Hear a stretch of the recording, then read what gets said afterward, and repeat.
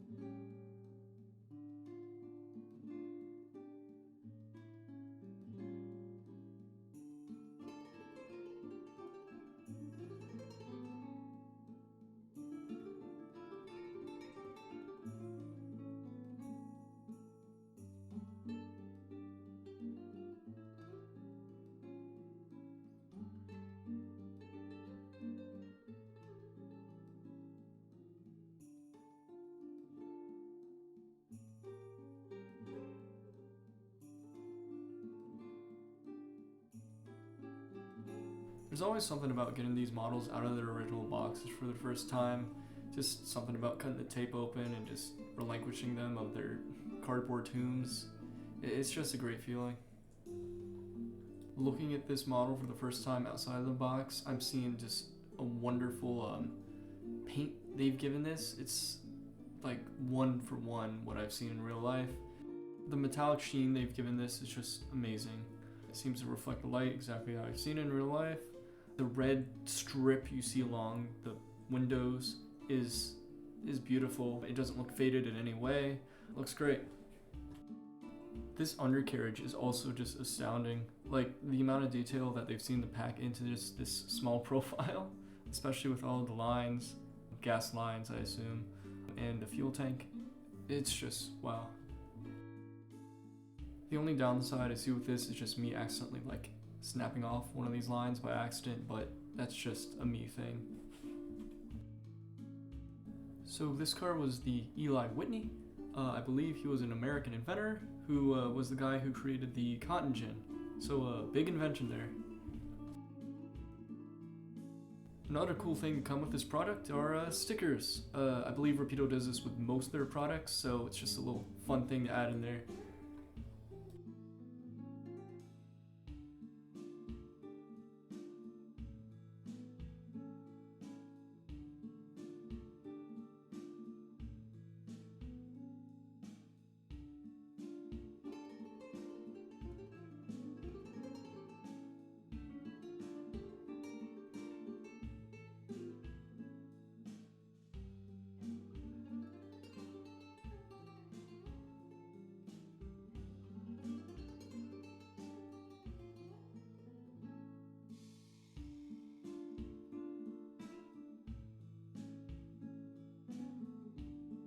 So with this second car coming up to bat, we have the Naugatuck Valley.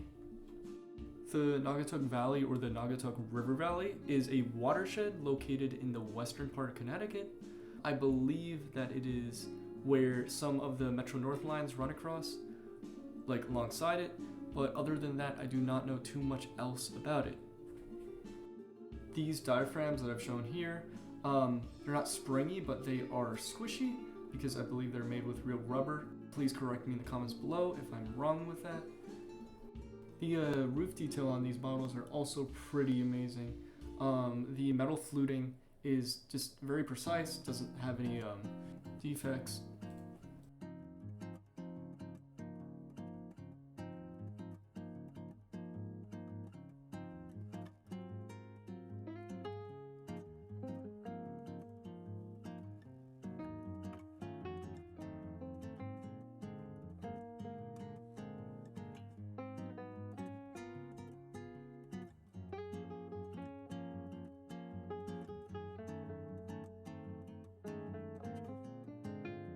Alright, so this is the Constitution State. This is a special cab car of the 3-car set. Unlike the other parts of the set, this one actually has a headlight and cab where the engineer sits and controls the rest of the train. Cab cars are handy because it basically prevents you from needing to turn the entire train around in order just to move it back and forth.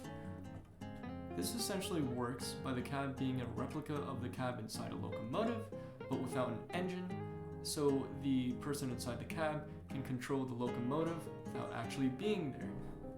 This allows the engineer that would be in the cab to move the train forward or backwards, however they want, by being at the opposite end. This is especially handy if the train needs to move backwards, which is what we see along the Hudson. Some details that I haven't seen on the other cars are lift rings at either end, which I'll probably show in a second. The ice skate antenna, I believe it's called, alongside the horn, which you see right now.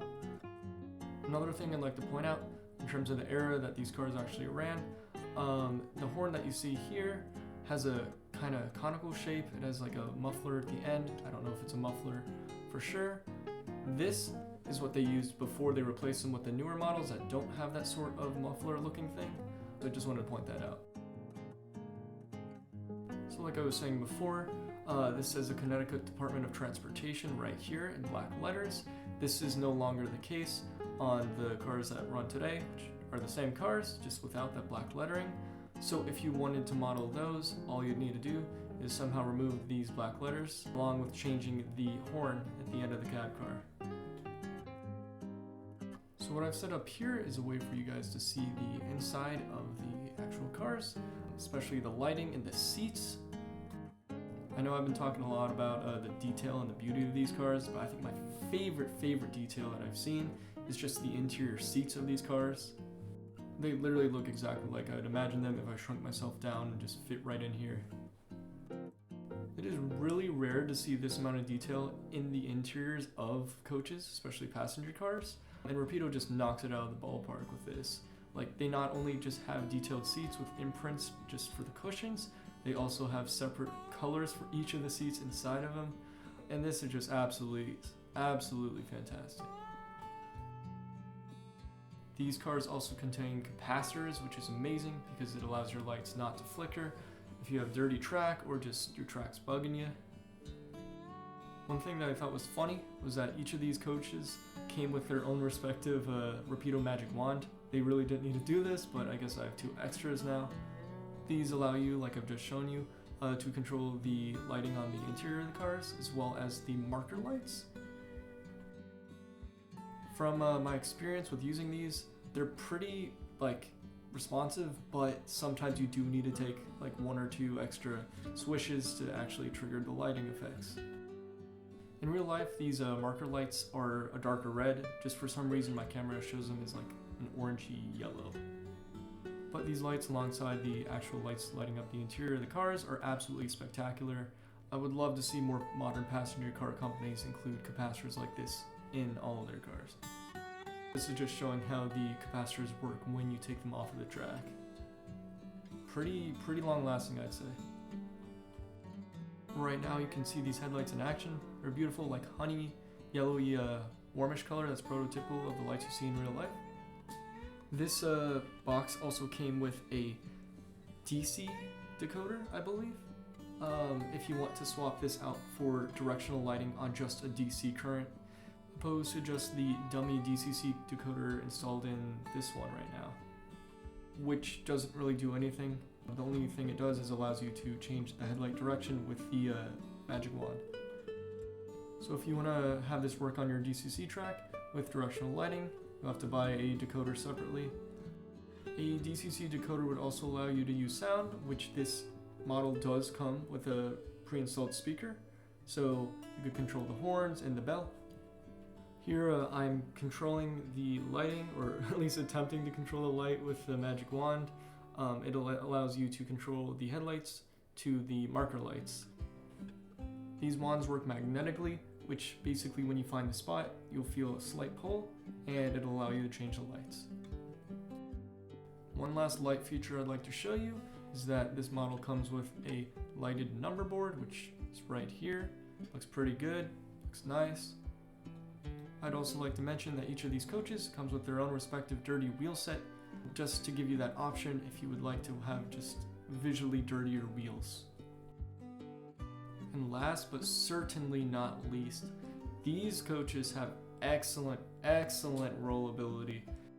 This is also great because if you plan on modeling a prototypical 7-car consist of these, you can do it without any issue, which is what I am definitely planning on doing. These would pair nicely with their blue Metro North counterparts, which I hope they come to produce in these next couple of years.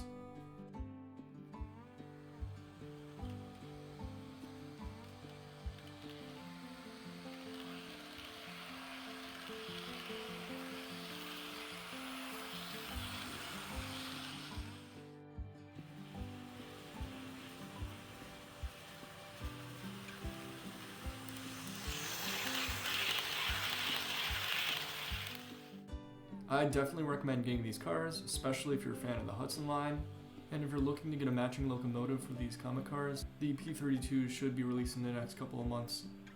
Rapido has done an excellent job with these models, detailing is impeccable, the lights that they produce are just accurate to real life, and the potential to have a DCC decoder installed allows me to give you guys a genuine recommendation for these coaches. Thank you guys so much for watching, and I'll catch you guys later.